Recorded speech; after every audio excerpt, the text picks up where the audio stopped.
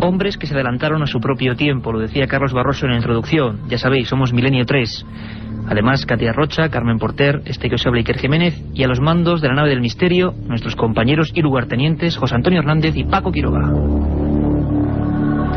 Me gustaría, porque no tenemos mucho tiempo, contaros brevemente una historia que creo que os va a interesar. Un pequeño lapsus entre tanta información, lógicamente, informativa y a un paso del fútbol. ¿Es posible que alguien, sin ser un profeta, escriba cosas que están por ocurrir? Todos hemos escuchado la historia del Titanic, ¿verdad? Todos hemos escuchado esas sirenas, esos buques transatlánticos que viajaban. Quizá esta podía ser la del gran barco Titanic, que se hizo célebre primero porque era el más grande construido en la historia por aquella compañía White Star, y segundo por su misteriosa desaparición. Hubo un montón de historias. Un día haremos un programa sobre el Titanic, pero yo quería, como sé que todos conocéis la historia, contaros cómo unos 30 años después, en una vieja librería, se encuentra una obra. Se llamaba Futility. La había escrito un viejo marinero llamado Morgan Robertson. Y atentos a los datos. Morgan Robertson, y esto en los libros, y quien nos habla tiene un mínimo de experiencia en el asunto literario, hay unos derechos, unos se llaman en España ISBN, sobre los que no hay duda. Se dice cuándo fue impreso ese volumen. Futility fue impreso en 1898, 14 años antes de que el Titanic se estrellase contra un iceberg. Este viejo marinero tenía fama de visionario entre sus amigos. Veía cosas que estaban por ocurrir, pero nadie le creía. Cuando, tiempo después del desastre del Titanic, llevado al cine, llevado a las pantallas, se dan cuenta de este libro, la gente se queda helada. Os lo cuento. El protagonista de ese libro, Futility, era un buque, el más grande construido en la época, según el novelista. Se llamaba Titán. Iba propulsado, una novedad para la época, por 3 hélices, igual que el Titanic. Desplazaba, según este novelista, además sin ningún éxito, la novela no se vendió absolutamente nada o prácticamente nada, desplazaba 70.000 toneladas de peso. 67.000 era lo que desplazaba el Titanic. Medía 820 pies, casi los mismos, exceptuando una ventaja de 10 pasos a favor del Titanic. Pasajeros 2.177, 2.277 en el Titanic. En la novela, escrita 14 años antes, este barco iba a dirección Terranova a 24 nudos, igual que el Titanic. Zarpaba del puerto de Southampton, el mismo que el Titanic. Un mes de abril, igual que el Titanic. Se hundía exactamente a 39 millas de Terranova, 5 días después de colisionar con un iceberg. El número de supervivientes de la novela del accidente del buque Titán solo variaba en 50 personas. Morgan Robertson, Futility, ¿él quiso ver el futuro o simplemente una casualidad? Lo cierto y verdad es que hay un sinfín de escritores célebres, es decir, no personajes oscuros, dantescos, de estos que van de profetas por la vida, sino escritores que han hecho historia, que si vemos sus libros nos damos cuenta que se adelantaron a un sinfín de acontecimientos, y con el detalle y la precisión sobrecogedora de la historia de Morgan Robertson. Por cierto, Futility, nosotros tenemos una copia de ese libro, es algo casi inencontrable, se ha convertido en objeto de culto. ¿Cómo es posible que alguien, 14 años antes, acertase medidas, velocidades, dimensiones, lugar de salida, forma de morir? ¿Cómo es posible? Pues ahora prepararos para muchas más sorpresas. Habéis oído hablar de Jonathan Swift, ¿verdad? El autor de Los viajes de Gulliver. ¿Quién no lo ha leído de niño? Escuchad atentamente.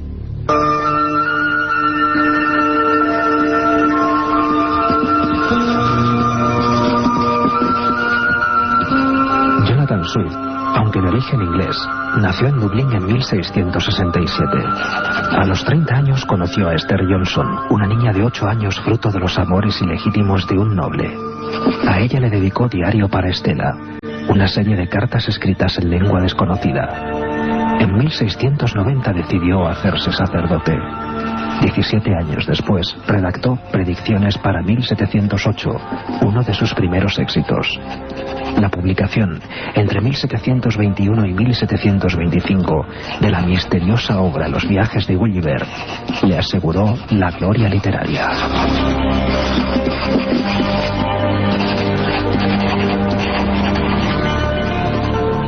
Jonathan Swift hizo esa célebre obra que muchos enclavaron en literatura juvenil, quizá con un tono despectivo, literatura casi para niños.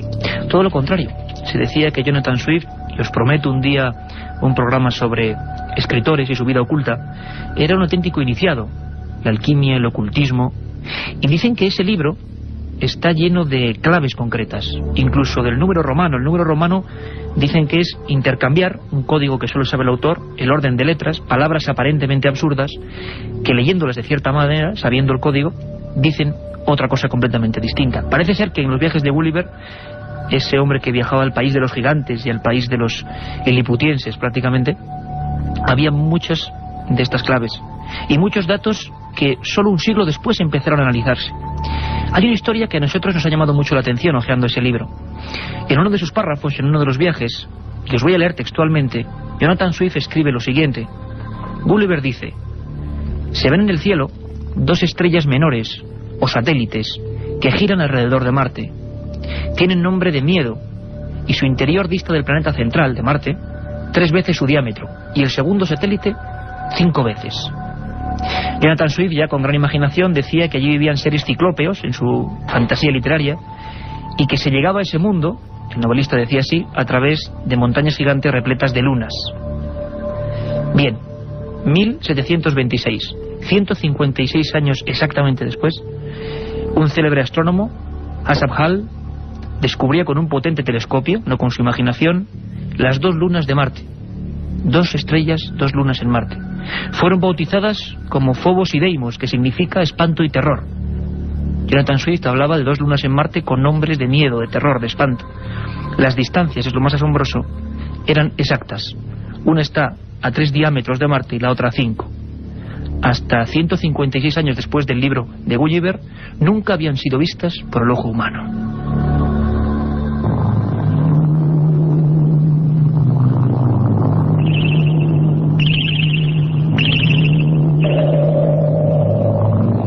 Pero sin duda, si hablamos en este repaso rápido de literatura y misterio, de vida oculta de algunos escritores, de mensajes que se adelantaron al tiempo, no podemos sino referirnos a un personaje que solo pronunciarlo, estoy seguro que todos ya recordamos espantos, terrores de la juventud, Edgar Allan Poe. Y es que Edgar Allan Poe fue uno de los fundadores de la literatura gótica, del terror más absoluto, de la angustia, aprisionado en sus delirium tremens, dicen que alcohólico, su muerte fue un misterio. Vamos a conocer un poco más a Edgar Allan Poe.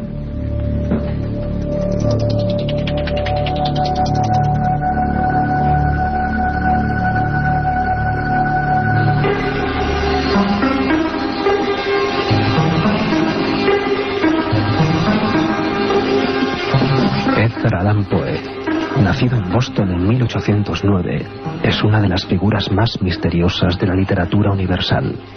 Su primer libro, representante ya de su universo tenebroso lleno de angustias, Tamerlán y otros poemas, pasó sin pena ni gloria. Posteriormente publicó más de 50 relatos de terror gótico. Su novela, Las aventuras de Arthur Gordon Pym, profetizó varios hechos asombrosos.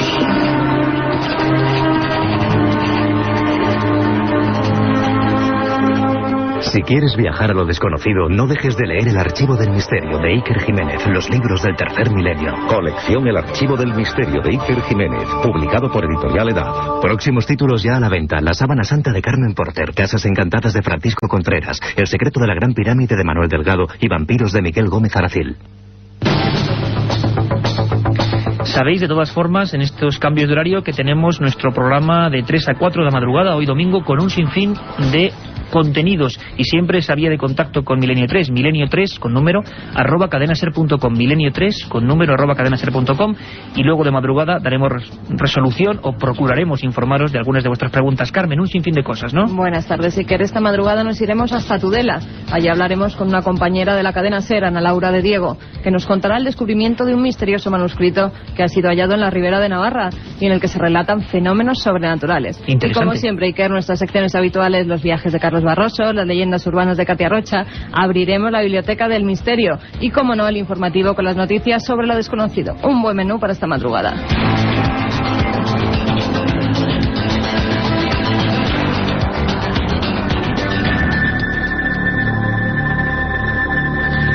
Pues hablábamos de Edgar Allan Poe y seguro que muchos han leído una novelita que fue una de las primeras que le dio verdadero éxito, que se llamaba Las aventuras de Arthur Gordon Pym.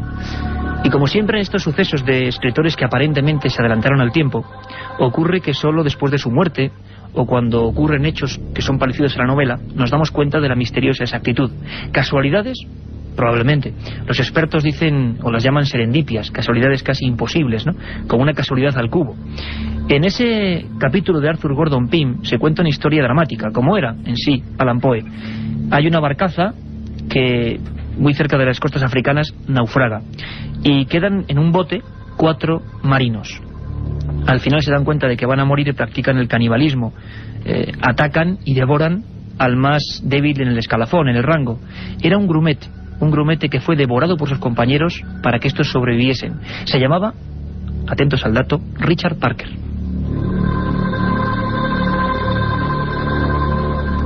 Tiempo después de la misteriosa muerte de Edgar Allan Poe, sabéis que se le encontró en una calle de Baltimore, envuelto en delirios, además muy agresivo con los médicos. Parece que hay varios investigadores que descubren un hecho asombroso. En la prensa francesa, 47 años después, portadas de la prensa francesa, se habla del naufragio de la barcaza Mignonette, exactamente a 8 millas de las costas de Cabo Verde. Y ocurre algo que a los amantes de Poe no les pasa desapercibido. Y de nuevo, como en otros casos, ese nerviosismo recorriendo el espinazo. Otra casualidad imposible.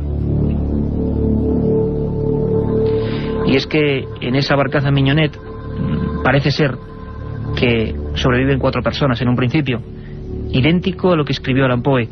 En una barcaza llegan casi hasta la costa, pero llegan y sobreviven gracias a que han practicado el canibalismo, devorando, como decimos, a uno de los compañeros. Curiosamente, y parece hasta lógico, el que menos mandaba, el más débil en el rango.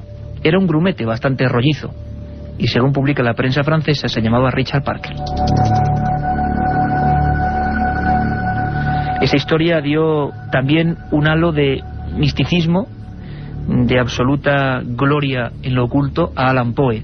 ¿Cómo es posible que alguien adivine el lugar, el naufragio, el número de primeros supervivientes y sobre todo el nombre y el cargo de ese pobre grumete devorado por sus comensales? ¿Cómo es posible?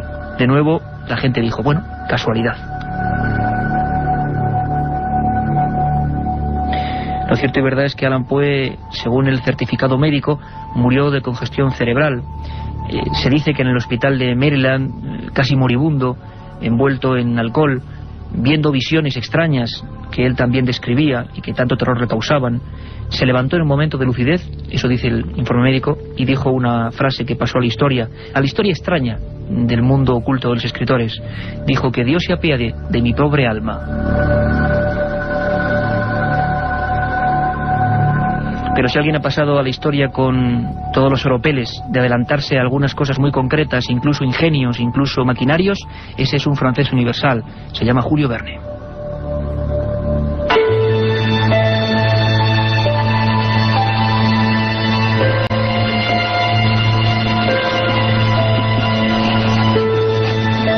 Julio Verne fracasó en sus inicios literarios a pesar del apoyo decidido de otro novelista francés como Alejandro Dumas. El éxito le llegó con la propuesta del editor Hetzel, que le contrató 40 volúmenes de una nueva colección. El primero de ellos se tituló 5 semanas en globo. Sus obras más aclamadas son los llamados viajes extraordinarios, tanto al fondo del abismo como al centro de la Tierra o al espacio exterior. Precursor de la ciencia ficción, se adelantó a objetos y acontecimientos que los hombres aún no podían ni soñar en pleno siglo XIX.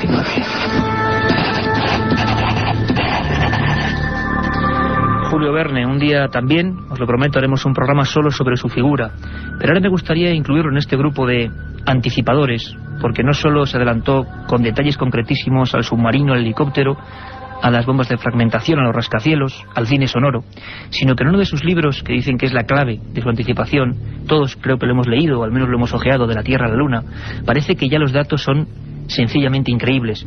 Fue escrito en 1865, con todos sus sellos y todos sus permisos. 1865. Sabéis que faltaban más o menos pues 104 años para que Neil Armstrong descendiese sobre el satélite. Bien, él se inventaba una especie de proyectil y lo llamaba Columbia. Parece ser, dicen los más escépticos, y creo que es lógico, que al Apolo 11 se le llamó también, o se disparó desde el Columbia en honor a Julio Verne. Pero la verdad, y esto nadie lo ha explicado, es que en la novela se contaba cómo todo el viaje era vigilado por un ojo de cristal de 5 metros de diámetro, situado en las montañas rocosas. Situación exacta del telescopio, de 5 metros el primero de diámetro, en Monte Palomar. El viaje del Columbia de Verne se realizaba a 40.000 kilómetros por hora, según dice el libro, y duraba 97 horas el trayecto. En realidad el Apolo 11 viajó a 38.500 y solamente se diferenció en que llegó en 112 horas. Pero quizá lo más extraordinario es que Verne inventa un punto de llegada. Aquellos viajeros a la Luna caen al mar. Bien, el punto real de esa caída al mar fueron 4 kilómetros de distancia, en un lugar ni más ni menos como el Océano Pacífico. Julio Verne, un personaje que luego, como decimos, se adelantó a muchísimas otras cosas, con muchísimos otros datos. Y hablaremos mucho más de escritores y del misterio que encierra su vida, pero me gustaría despedirme con una de las anécdotas que más me gustan, más impresionantes. Es un escritor venezolano que no tuvo ningún éxito en vida, suele ocurrir. No vendió apenas un puñado de libros, se llamaba Lester del Rey. Hoy es un mito, ¿y por qué? Pues sencillamente por esto que os voy a contar. Él empezó una pequeña novela llamada Misión a la Luna, con la siguiente escena. Decía: la nave Apolón se posó sobre la Luna y dio varios brincos. Después abrió una puerta y bajó una portezuela. Acto seguido, el comandante Armstrong, no otro, puso el pie sobre el satélite. Bien, y todos estamos diciendo, ¿qué mérito tiene eso, no? Es decir, Neil Armstrong con Collins y Aldrin pues bajando a la Luna. Claro, la diferencia es que Misión a la Luna, de Enrico Lorenzo Lester del Rey, se publicó en 1954. ¿Cómo pudo adivinar exactamente el nombre de la primera persona, ese brazo fuerte, Armstrong, que bajó a la Luna? El propio Armstrong, que además como muchos otros astronautas luego se acabó convirtiendo en un obseso de lo misterioso, de lo paranormal, decía que quería investigar en su misterio, y parece ser que aún está en ello.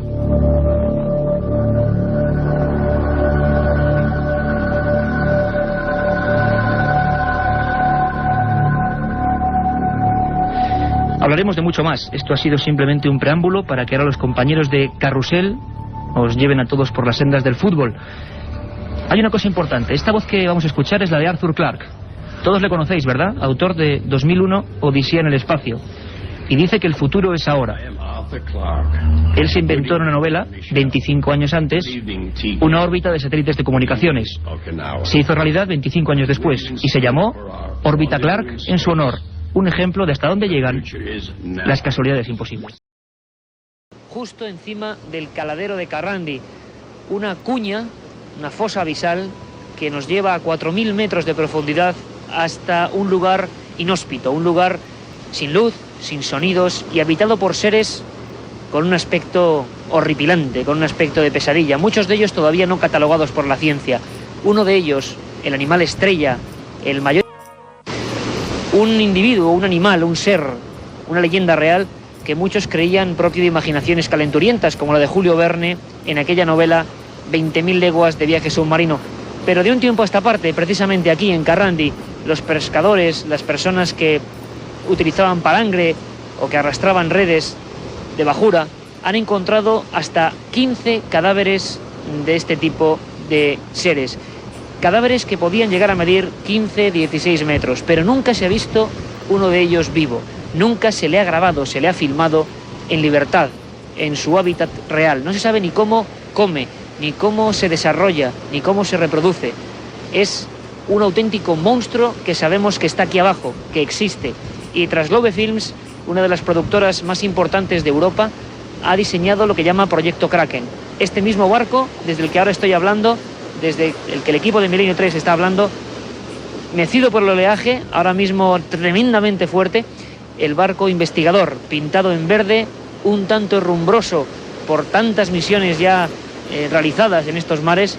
El agua sube prácticamente ahora hasta nosotros y aquí se está fraguando esta historia digna de los aventureros, digna de aquellas personas del siglo XIX que investigaban lo desconocido sin miedo a nada. Así es la gente de este Proyecto Kraken. Y aquí estamos, Milenio 3 no se conforma con dar las noticias, sino está donde ocurren los hechos. Esa es nuestra filosofía. Y nuestro equipo, Carmen Porter, Carlos Barroso, Katia Rocha y este que os habla, Iker Jiménez, estamos aquí, micrófono en mano, con el micrófono de la cadena SER, para, por vez primera quizá en la historia, describir nuestro abismo, el abismo que está bajo las costas españolas. Estamos viendo ahora mismo imágenes increíbles, imágenes de tiburones de aspecto ciego, de peces de forma anguiliforme, con grandes bocas, que pasan ahora mismo delante del monitor 2 de la cámara instalada por Trasglobe a 1000 metros de profundidad. Una obra de verdad titánica, con muchos impedimentos. El mar está causando problemas, las condiciones climáticas quizá no son los mejores, pero aquí nadie se echa para atrás, ni mucho menos. Un programa, lo comprobaréis, distinto, diferente a los demás. Hoy, este domingo, estamos en plena alta mar, buceando, poniendo los ojos de la técnica del ser humano en lo más profundo de nuestro planeta. Y aquí está, como siempre, para contaros la historia, Milenio 3. La otra realidad. Milenio 3. En la cadena SER. Mira, ¿dónde estamos ahora exactamente? Cuéntanos un poco dónde estamos. Pues estamos a unas 22 millas al nordeste del puerto de Gijón. Estamos a 1,5 millas de donde fondeamos ayer la primera cámara. Y bueno, estamos un poquito al oeste de Carrandi, en una zona que hicimos una batimetría y encontramos un foso, ¿no? Un cañón. Entonces estamos fondeando la segunda boya, aproximadamente 550 metros, en lo que es el vértice del cañón, para intentar hacer el triángulo que rodee este principio de cañón, ¿no? ¿Se sabe más o menos hasta dónde llega la profundidad del cañón? Sí, el cañón, bueno, empieza aquí en 500 metros, empieza a hacer una especie de V y, bueno, hemos sondado a 2 millas más o menos, unos 800, 900 metros, y a partir de ahí nos suponemos que llega hasta 4.000 metros más o menos.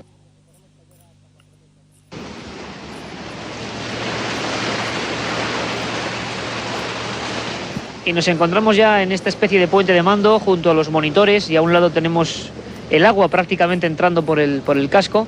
Los marineros en la parte superior están trabajando, haciendo los últimos preparativos. Ha caído ya la noche y nos encontramos, parece ser, sobre el punto exacto donde puede habitar ese Kraken, ese ser de las profundidades. Fernando González Siches, director del Proyecto Kraken de Trasglobe. Menuda empresa, menudo trabajo impresionante, y hay que valorarlo, poner estas cámaras a 1000 metros de profundidad. Un trabajo titánico. Pues desde luego, tan fascinante como complicado, porque, vamos, de hecho, por eso no se ha conseguido rodar hasta la fecha el calamar gigante, porque es que poner unas cámaras en esas cotas de profundidad y conseguir estar viendo en tiempo real como estamos ahora mismo, pudiendo ser testigos privilegiados de este abismo, pues nos ha supuesto 2 años de trabajo y 40 personas dedicándose en cuerpo y alma a desarrollar una tecnología que pudiera hacer real este milagro, ¿no? Pero el resultado, bueno, ahí lo tienes, es algo fascinante, estamos absolutamente emocionados. Es como ver otro planeta prácticamente aquí a través de los monitores. Exactamente, bueno, de hecho, como comentábamos antes en cubierta, pues es que es otro planeta. La Tierra, si tú le das la vuelta, si no la ves como solemos verla nosotros en los mapas, que es con los continentes, Estados Unidos, América del Sur, al oeste, y luego Europa en el centro, y si le damos la vuelta y lo vemos por el Pacífico y lo viéramos desde el espacio, veríamos que el planeta es un planeta azul, o sea, principalmente de agua. Hay mucho más allá abajo que por encima del agua, en la superficie, y todo absolutamente desconocido. Esto mismo que tienes delante, estas imágenes de los monitores, están hechas en un lugar, son imágenes de un lugar que no se ha visto jamás en la historia. Y no solo eso, sino que jamás desde la creación del mundo una luz artificial como esta ha iluminado ese fondo, ese limo que estamos viendo ahora, y a estas criaturas que pasan de vez en cuando por delante de la cámara. Jamás nadie lo ha iluminado, salvo la propia luz bioluminiscente de los peces y los invertebrados del fondo marino. Nos da la sensación, Fernando, aquí al equipo de Milenio 3, de estar casi profanando un lugar, como tú decías, hermético, misterioso, lleno de seres, pues dignos algunos de pesadillas, ¿no? Porque estamos observando algunas criaturas difíciles de catalogar, seguro, que se acercan tímidamente a algunas de las dos cámaras instaladas en boyas que están ya en el fondo submarino de Carrandi. Sin embargo, hay un ejemplar, como tú bien dices, que es la estrella por el que nos hemos movido, por el que estamos ahora mismo aquí transmitiendo en plena noche para toda la cadena SER desde alta mar, que es el Kraken, el calamar gigante. La verdad es que hasta hace bien poco, hasta hace apenas un siglo, era una leyenda digna de mentes calenturientas, ¿no? Este calamar inmenso de 20 metros. Sí, era al principio, en textos que se remontan al medievo, pues era un pulpo a veces, un calamar otras, un animal que surgía del abismo, atrapaba a los buques, los hundía hacia el fondo y se tragaba a toda la tripulación. Incluso con anterioridad a esto era una bestia legendaria que flotaba sobre el mar y formaba una especie de islas que hacían que atrajera a la gente hasta ellas, y que además decían que comía durante meses y se paraba a excretar toda esa comida que había comido durante otro mes, en el cual todo el mar se llenaba de sus excrementos, pero eran unos excrementos que atraían con olores maravillosos y con un sabor maravilloso al resto de las criaturas, peces, humanos y aves. Y el momento en el que aprovechaba el Kraken, se revolvía y se lo tragaba. Era la trampa del Kraken. Exactamente, que eso es una cosa que bromeábamos antes porque estábamos viendo gaviotas posadas encima de la superficie y decíamos, ojalá sea que el Kraken ha parado una vez más, y precisamente aquí donde tenemos las cámaras. Pero con el tiempo los naturalistas de entonces, todavía no había zoólogos propiamente dicho, pues empezaron a ver que aparecían restos en las playas de un animal que encajaba perfectamente con la base de esa leyenda, que era, es decir, un calamar gigante, ¿no? Y en 1760 aproximadamente, un noruego, le puso un científico, un naturalista noruego, pues catalogó este animal, le dio nombre científico, le puso el nombre Architeuthis, y desde entonces pues dejó de pertenecer a la leyenda y a esa criptozoología. Entonces, por supuesto, no existía la zoología, imagínate la criptozoología, no existía la palabra como tal, pero a partir de entonces ya empezó a ser pues un animal que pertenecía al mundo de la ciencia. Bueno, Milenio 3, el único medio de comunicación, la cadena SER, para toda España y para el mundo, que está enrolado en este proyecto, en el proyecto Kraken. Hemos pasado ya 2 jornadas, ahora mismo es de noche, el mar con unas olas bastante imponentes nos lleva hacia el abismo aquí en el buque investigador. Y hay que decir que Trasglobe Films ha puesto a disposición de todo el mundo en internet esa página www.proyectokraken.com, www.proyectokraken.com. Estoy seguro que muchísimos amigos de Milenio 3 ya estáis casi escribiendo y sugiriendo y dando vuestra opinión. Ojalá podáis ver en esta larga campaña al Kraken. Un viaje en busca del misterio. Milenio 3, en la SER. También los compañeros de Trasglobe y de este proyecto Kraken nos hablaban de un tipo de cebo muy especial, las cámaras a 1000 metros, se dice pronto, de profundidad, en estas aguas muy encrespadas, muy violentas ahora mismo, están ya captando imágenes. Ahora mismo estamos viendo a Fernando Iglesias manejando los mandos, coordinando el vídeo, el zoom, intentando captar, pues prácticamente escrutar una negrura que es tremenda, que impone, que parece un planeta desconocido, como decíamos antes. Hablábamos también de ese cebo especial, compuesto de diversos componentes, que se supone que pueden atraer animales, que a su vez pueden atraer como víctimas del depredador Kraken. Carmen Porter ha estado hablando con los especialistas que están disponiendo ese cebo en el agua. Estamos ahora mismo con José Castro, tiene muchos premios en pesca, nos han dicho que eres uno de los mejores pescadores de España y eres el que te encargas del cebo en el proyecto Kraken. ¿Nos puedes decir de qué está compuesto ese cebo y qué pretendéis con él? Pues este cebo está compuesto por harina de pescado, sangre, aceite de pescado también y algo de vainilla. Fundamentalmente es harina y aceite de pescado. Lo que se pretende pues es atraer a pequeños peces que a su vez puedan atraer también al calamar gigante o al propio calamar gigante en sí. Eso es fundamentalmente lo que pretendemos. ¿Sabéis ya que con ese cebo puede acudir al lugar? Bueno, yo sé que muchos peces acuden al lugar donde lo pones, donde dejas este cebo, y aparte pues es muy oloroso, entonces es normal que traiga muchos peces y posiblemente al calamar gigante, ya como te digo. Bueno, pues muchísimas gracias, José, y te paso el relevo, Iker. A ver, Fernando, 200 metros, ¿dónde está la boya ahora? Descríbenos un poco qué puede haber ahí? Pues a partir de los 200 metros ya no hay posibilidades de meterte a bucear, aunque llevas un equipo especial. Tienes una oscuridad absoluta, total, y una presión que podría aplastar a un hombre en una décima de segundo. Y empiezan a aparecer los primeros peces del abismo, los primeros peces que viven toda su vida en la tiniebla del fondo abisal. A los 200, ¿eh? A los 200. Lo único que pasa es que aquí la tierra lo tienen, o sea, lo que es el fondo marino lo tienen a partir de 550, que es donde está el fondeo. Y entonces todos los peces que encontremos ahora en la bajada, que la cámara ya está registrando, van a ser peces bentónicos, o sea, peces que no tocan nunca el fondo marino, y eso es mucho más difícil de atraerlos hasta la cámara en lo que es en la bajada, ¿no? Una vez que la cámara llega al fondo y empieza a esparcir ese cebo que va soltando ese rastro, entonces cuando tenemos posibilidades de ver alguno de los animales que incluso desde esta distancia de 200 metros donde está ahora, le han seguido el rastro, ¿no?, a la cámara. Date cuenta que es un cebo que a ellos les atrae, es una comida que va perdiéndose en la negrura del abismo y dejando un rastro de sígueme, que es lo que queremos, que todos los peces que estén ahí en esa zona vayan a por ello, ¿no? Y esos peces no ven, se guían por el olfato y por algunos estímulos eléctricos y cosas por el estilo. 300 metros. 300, ya oscuridad absoluta desde hace casi 200 metros. Esa es una columna de agua que nadie ha descubierto todavía que pueda haber ahí. Los arrastreros son los únicos que de vez en cuando arrancan algunos peces, los capturas con las redes. Y de todas formas para nosotros sigue siendo un trámite, todavía estamos muy arriba. Nos queda más de la mitad del camino para bajar.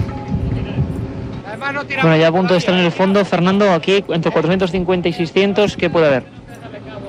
Hasta 600, es que aquí en esta zona que ya es fondo, a partir de ahí sí que te encuentras esos carroñeros, esos cazadores que andamos buscando. En cuanto a peces ya los tienes, el calamar gigante puede estar desde hace ya 200 metros, estamos metidos en su territorio. Y como te decía antes, es la primera vez que se mete en este caladero y a esa profundidad un ojo, o sea, nuestra mirada, ¿no? El ojo este que ha metido Translobe es la primera vez que va a darnos un poco la muestra de qué es lo que hay abajo. Se sabe algunas cosas por algunos animales capturados, pero realmente es un mundo desconocido. Y ahora estamos ya en una oscuridad, estamos en el espacio exterior, pero debajo del agua. Solo que en un espacio sin sol. No hay soles, no hay estrellas, las únicas luces son las que producen algunos animales del abismo, luces fosforescentes, un poco fantasmales, que marcan sus siluetas, pero que lo único que pueden conseguir es o atraer al enemigo o despistarle, porque es un juego del escondite entre cazadores y presas y de disimulos con luces para engañarle y atraerles hacia zonas donde no están. Incluso hay animales que sueltan chorros que en vez de ser de tinta negra como en la superficie donde hay luz, aquí son de materiales bioluminiscentes que pegan fogonazos como fuegos artificiales fatuos en el abismo y hacen que los carnívoros solo muerdan el vacío, ¿no?, donde está su tintura fosforescente. La otra realidad. Milenio 3. En la cadena SER. Oiga, por favor, ¿el realizador del spot de Bacardi 5? Sí, soy yo, ha quedado bien, le gusta, ¿eh? Sí, lo hemos estado visionando, está bien. Dice usted Bacardi 5, dice usted que es un ron oscuro, que es distinto al normal. Ha quedado muy bien, yo creo. Dice lo de añejado al menos durante 5 años en barrica de roble americano. Contrapuntos, está bien. Vamos de la cámara arriba, está muy bonito. bien. Ahora una sola cosa, que en vez de salir la botella de Bacardi 5, sacaste una lata de tomate. Pero es que mi mujer tiene un supermercado y digo, pues aquí le damos salida. Ya, pues es que no es lo mismo, ¿eh? Pero iluminado bien, ¿no? Sí, no, la iluminación está correcta. Bacardi 5. El ron añejo que no te esperabas.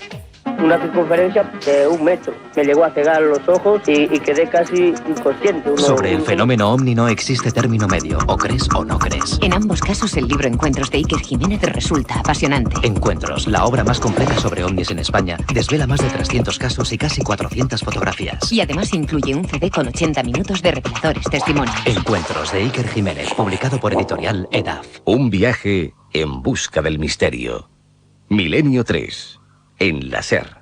Pues ahora mismo me encuentro en la sala de máquinas con Joaquín Gracia, que es el técnico, el que entiende de todos los aparatajes que se están metiendo en el fondo submarino.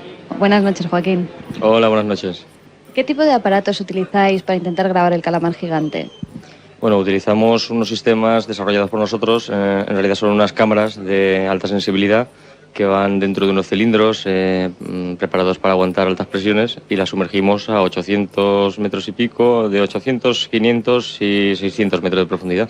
¿Esta sala qué es? ¿Qué se puede ver aquí? ¿Qué intentáis? ¿Por qué habéis montado esta sala y para qué sirve? Bueno, esto es el módulo de control, esto está en la cubierta del barco y aquí es de donde se reciben las señales de las cámaras que están situadas a esa profundidad, porque las cámaras mandan una señal de fibra óptica a superficie, a una boya, y la boya manda una señal vía radio de vídeo a esta sala donde nos encontramos.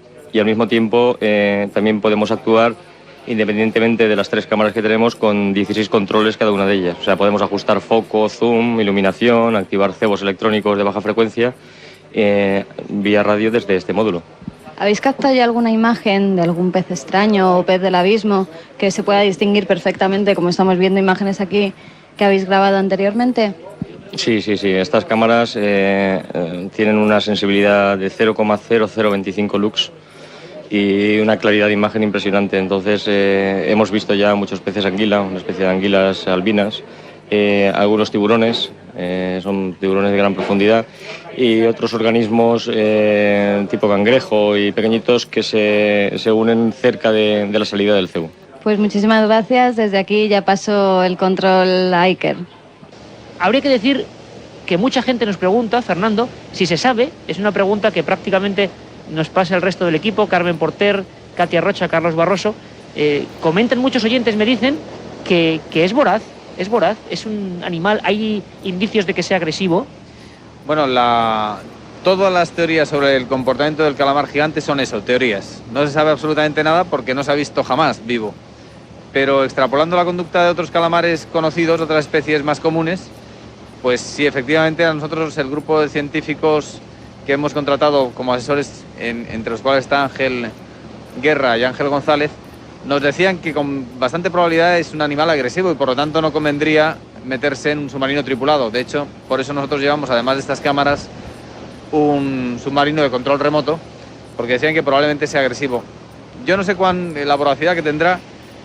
Probablemente será una voracidad importante dado el tamaño.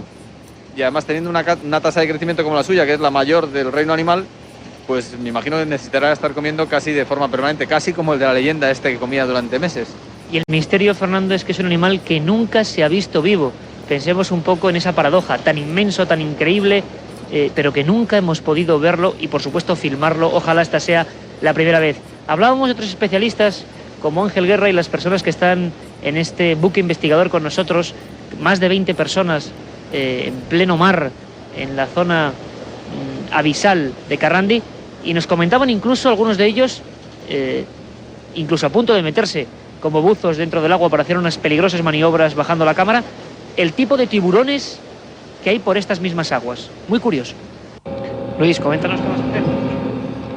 Bueno, pues vamos a hacer unas tomas. Realmente son las únicas tomas en las que se va a utilizar el hombre. Bajaremos hasta una cota de unos 10-12 metros para hacer las tomas de entrada de la boya. En primer lugar de la cámara, haré un seguimiento hasta cierta profundidad con ella y después posteriormente pues haremos también la toma de la entrada, del impacto de la propia boya en el agua. Haremos también algunas otras tomas que son tomas que se necesitan, que son importantes en cuanto a lo que es pues hacer un contraluz con lo que es la superficie del agua. Y básicamente será lo que haremos.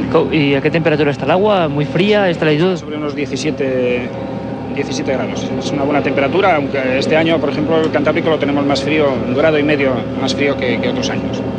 Ahora aquí perfectamente puede haber algún tiburón.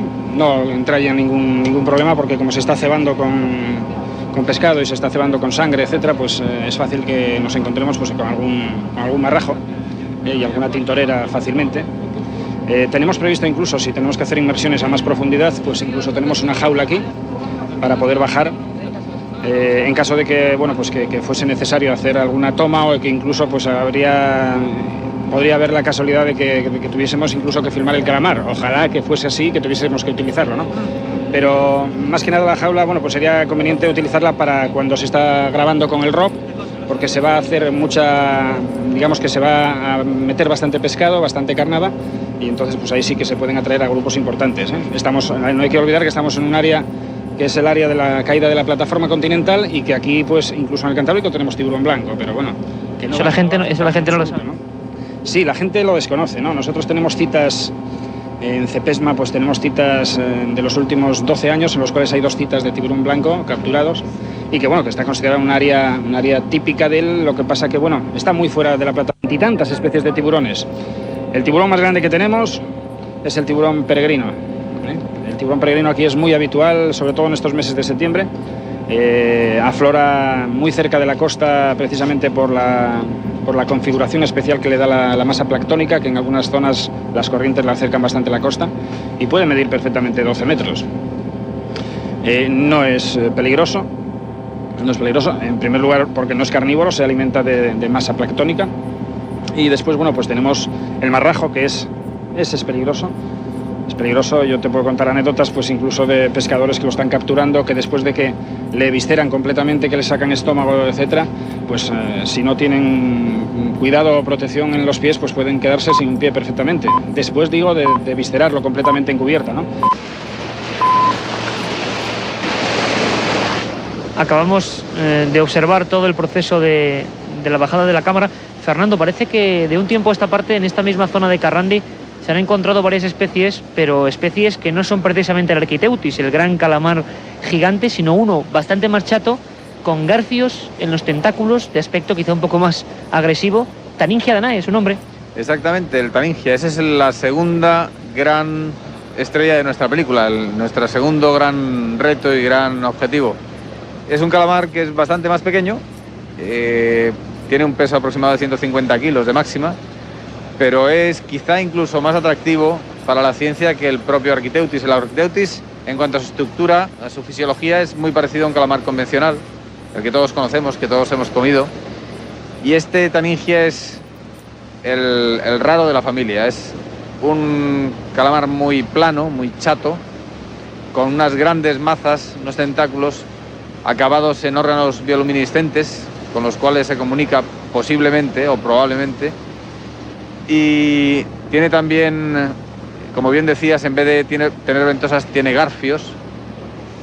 Y eso le hace un animal increíblemente extraño de aspecto. Sobre todo, tú imagínate, si apagamos aquí las luces, si te fijas, se queda completamente oscuro. Pues imagínate ahora que empezaras a notar una fosforescencia que se va acercando y que va aproximándose a este cebo que tenemos, que ahora mismo no se ve, pero que la propia luz bioluminiscente del calamar los iluminaría tenuemente, y al final acabamos viendo el ojo este enorme que tiene y cómo pasa alrededor. Podría ser algo espectacular, ¿no? Sin embargo, estamos viendo allí, aquí en la cámara 1, que nos ha dado antes unos problemas por los zarandeos a los que es sometida en la bajada de tantos metros.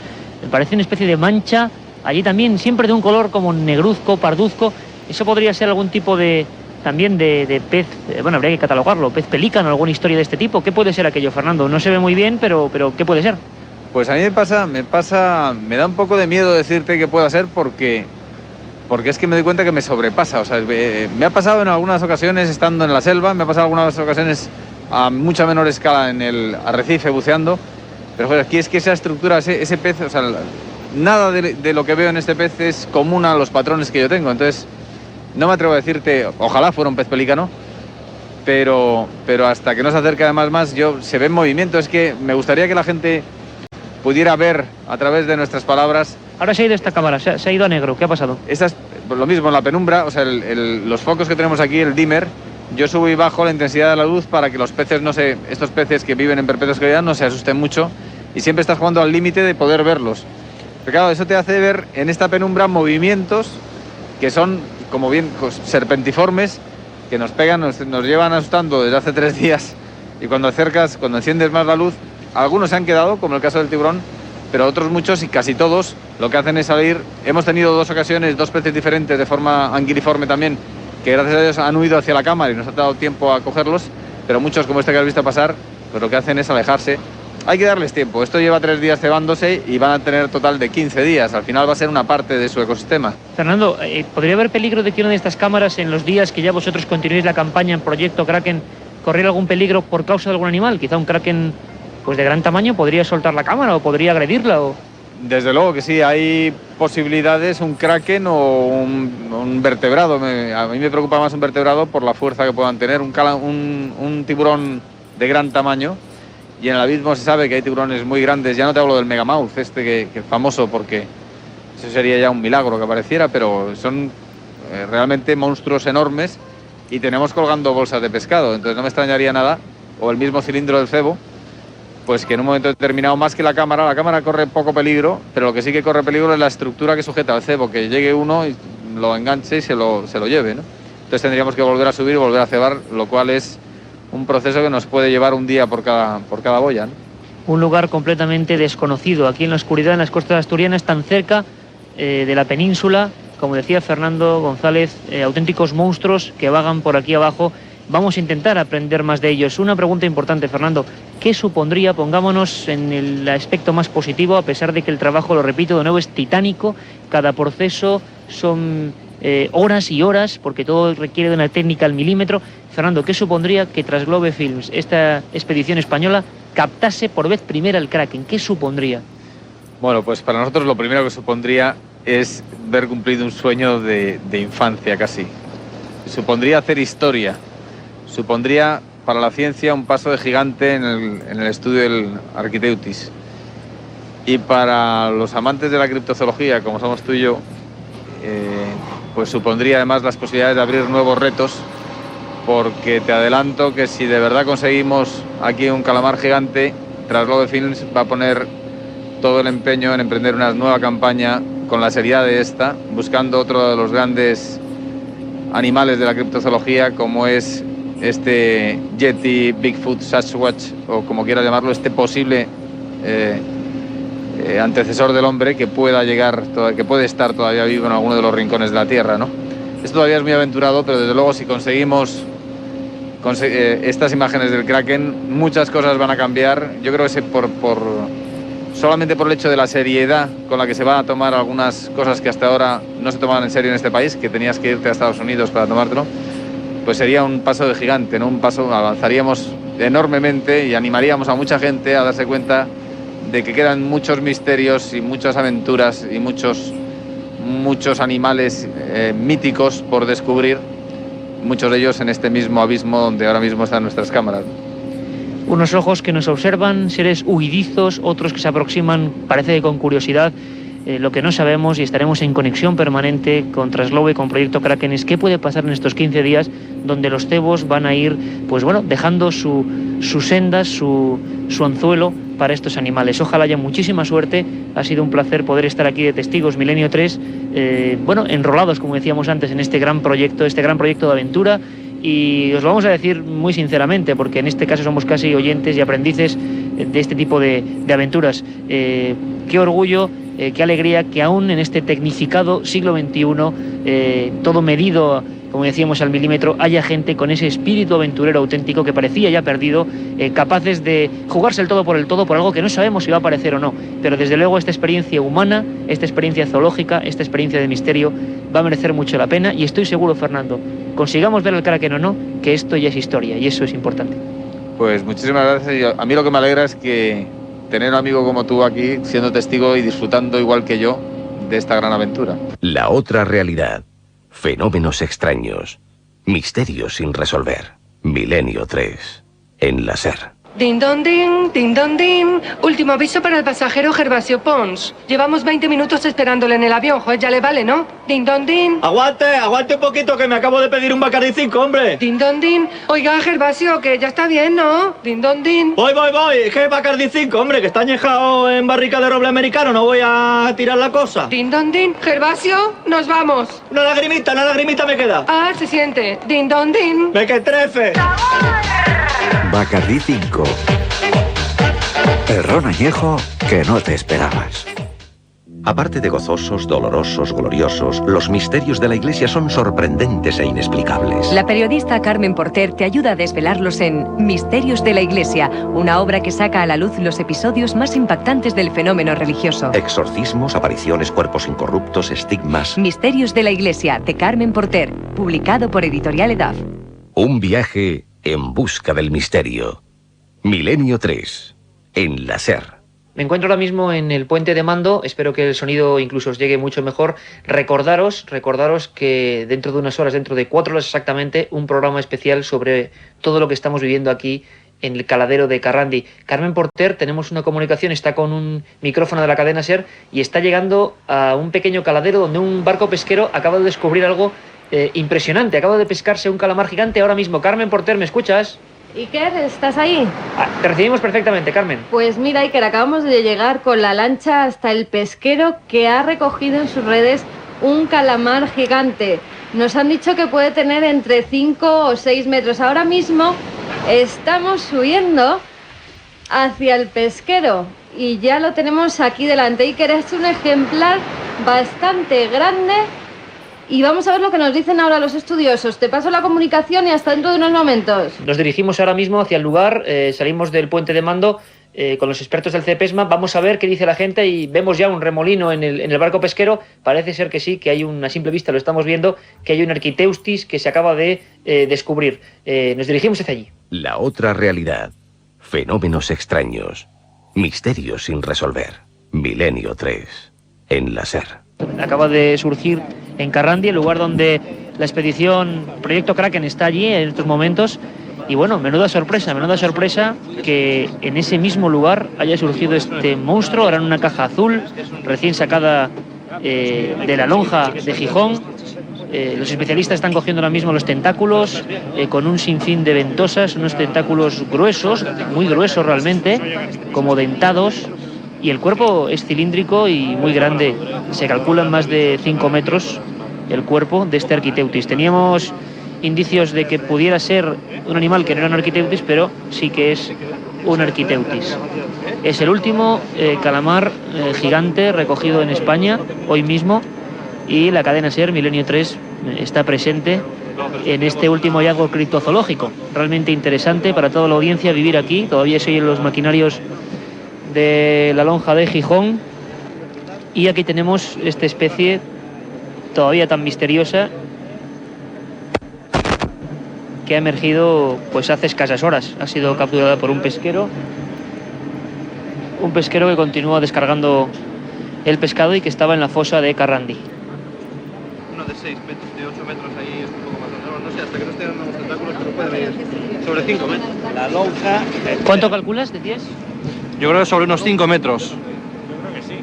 ¿Y ha perdido alguno de los tentáculos o se han roto? Es que ahora hay que extenderlo bien, pero yo creo que le están dando los 2 tentáculos. El bicho está muy bien conservado. ¿Qué indicio es de que esto se haya recuperado hoy en la misma zona donde estábamos? Pues ahora tendremos que hablar con el armador, pero el indicio es que estamos por buen camino, ¿no? Aparecen siempre por estas fechas, por eso hemos elegido estas fechas para realizar la expedición, y confiamos que lo que vemos aquí muerto pues lo podamos ver vivo. ¿Se le puede ver el ojo o...?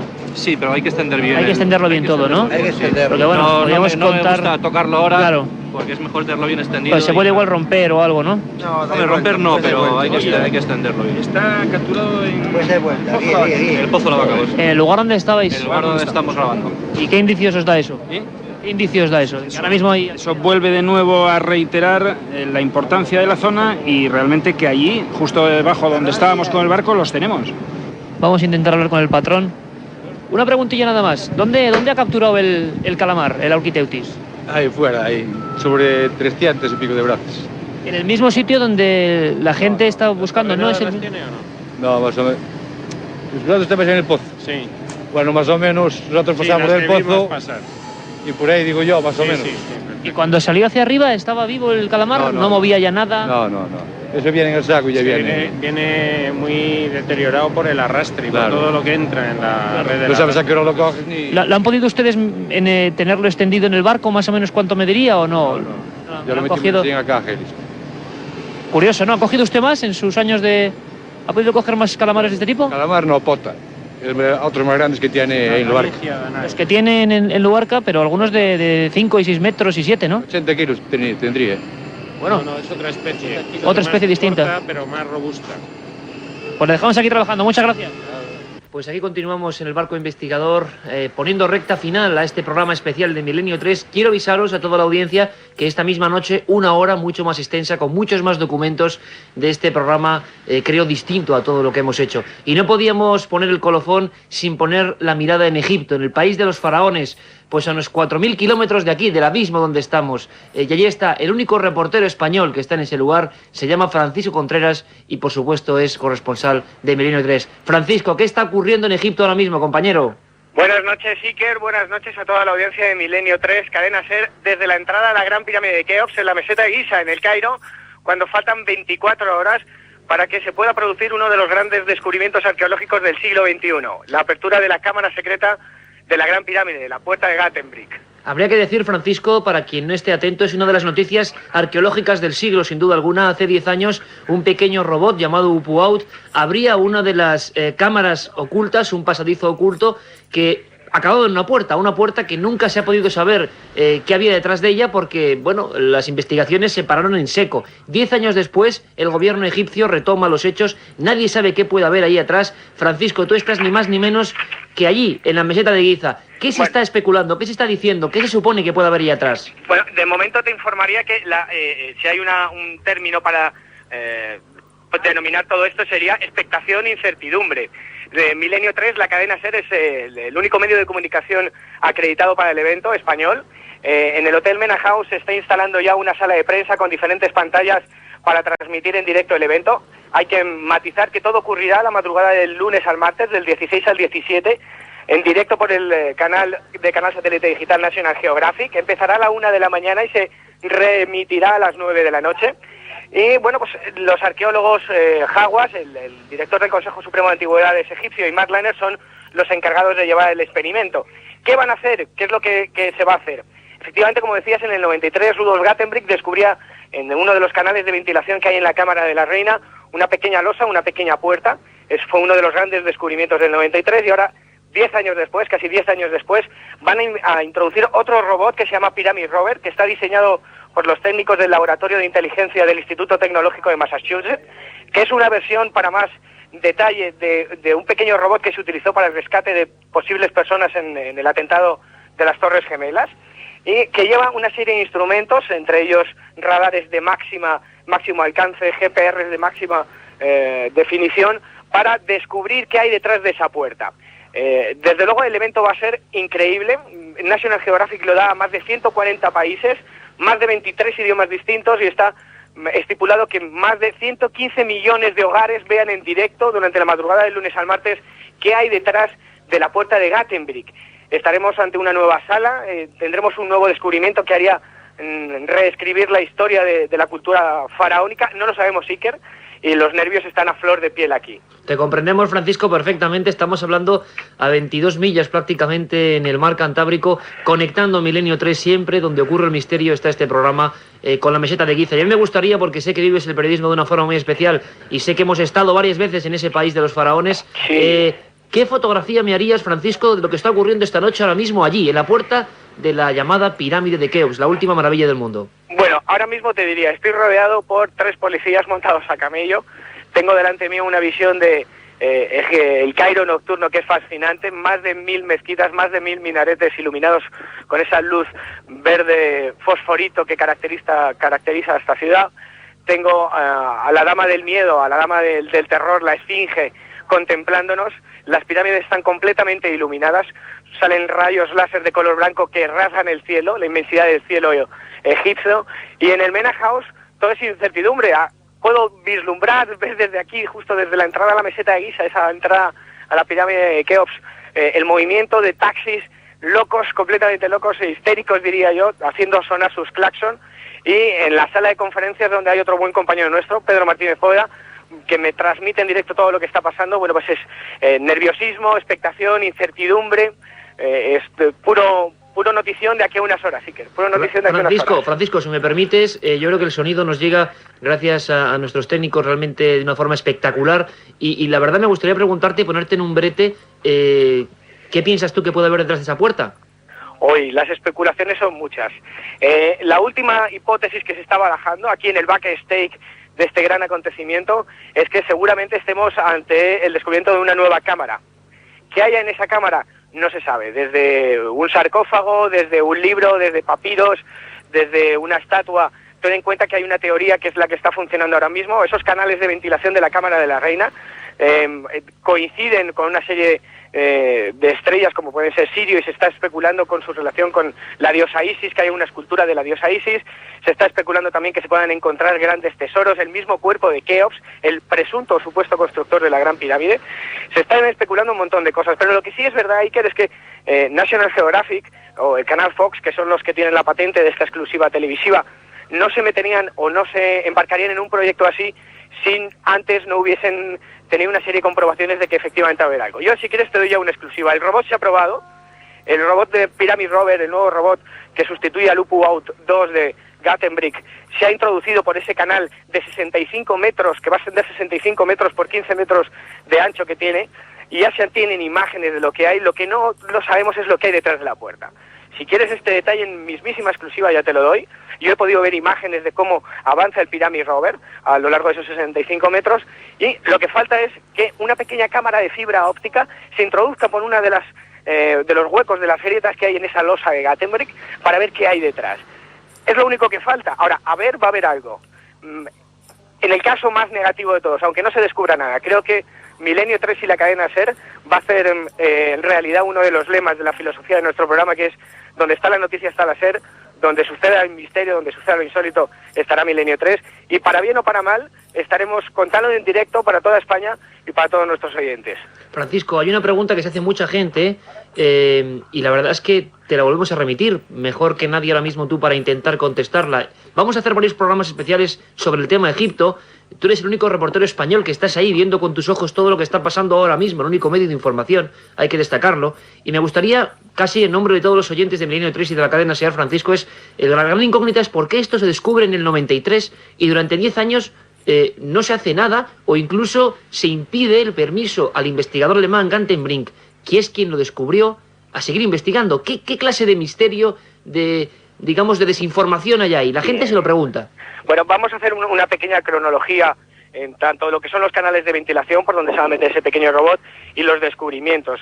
Los canales de ventilación, para que todos nuestros oyentes se sitúen, si hacemos un corte en una pirámide, tenemos la visión horizontal, hay Cámara del Rey, que estaría en la parte superior, una gran galería justo debajo, y la Cámara de la Reina. Bueno, todo se va a llevar a cabo en esa última cámara, donde hay dos canales que emergen en diagonal de la Gran Pirámide.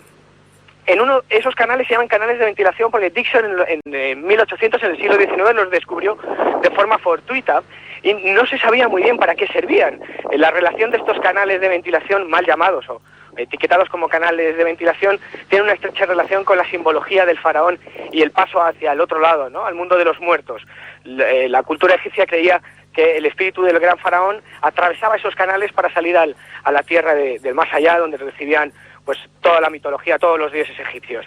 Bueno, no se sabe muy bien si va relacionado con esa mitología, se cree que sí, o si tenían alguna función. El caso es que ya desde el siglo XIX, 1870 y tantos, Dixon los descubrió.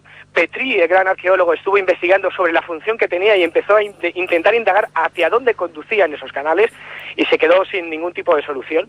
Y resulta que en los años 90 las autoridades egipcias deciden hacer una rehabilitación de la Gran Pirámide debido al deterioro que está sufriendo por la cantidad de visitantes que tiene. Entran más de 500 y 600 personas al día en esta maravilla del mundo, y va deteriorando por la condensación de vapor de agua las paredes, y había que ver si se podía tener más ventilación. Llaman a Rudolf Gantenbrink, un ingeniero alemán, y construyen un pequeño robot que se llamaba UPU-Out, que significa el abrecaminos, que corresponde curiosamente a un dios egipcio en la mitología, para intentar ver si a través de esos canales se puede instalar una serie de ventiladores que armonicen la atmósfera de dentro de la Gran Pirámide con el exterior. Bueno, Gattenbrick, la sorpresa que se lleva el 22 de marzo de 1993, cuando está en la Cámara de la Reina, en la cara sur, creo recordar, introduce el robot, es que se encuentra con una losa que tiene como una especie de manillas de cobre y que tiene una grieta en el lado derecho, y ese es el gran descubrimiento. Él, cuando consigue las imágenes, se las presenta a Zahi Hawass, que es el director de la meseta arqueológica de Giza, y ese descubrimiento, entre comillas, se silencia, porque cualquier descubrimiento de la Gran Pirámide rompe la ortodoxia arqueológica de este país, porque hay que reescribir como si fuera un puzzle toda la historia. Hasta día de hoy se suponía que se sabía todo, absolutamente todo de la Gran Pirámide, que todo estaba descubierto, y estamos en un país, o estoy en un país, donde en cada momento se descubren cosas nuevas que hacen variar la cronología de la cultura faraónica, que plantean muchísimos más misterios, más enigmas. ¿Por qué se ha esperado tanto tiempo? Si quieres que te diga mi opinión personal, Iker, yo creo que por meros intereses económicos.